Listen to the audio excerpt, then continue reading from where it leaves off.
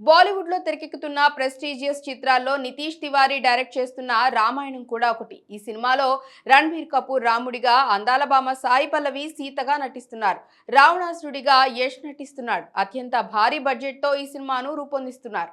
అయితే ఈ mega project లో తొలుత సీత పాత్ర కోసం సాయి పల్లవి కంటే ముందు వేరొక హీరోయిన్ ఆడిషన్ ఇచ్చినట్లు తెలిసింది.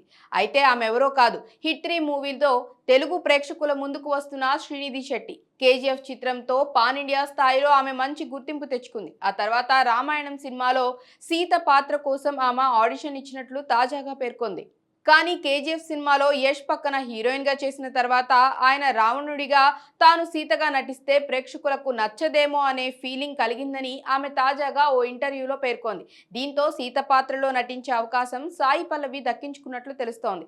ఇక హిట్ 3లో తన పాత్ర ప్రేక్షకులను ఆకట్టుకునే విధంగా ఉండబోతుందని శ్రీనిధి చెప్పుకొచ్చింది.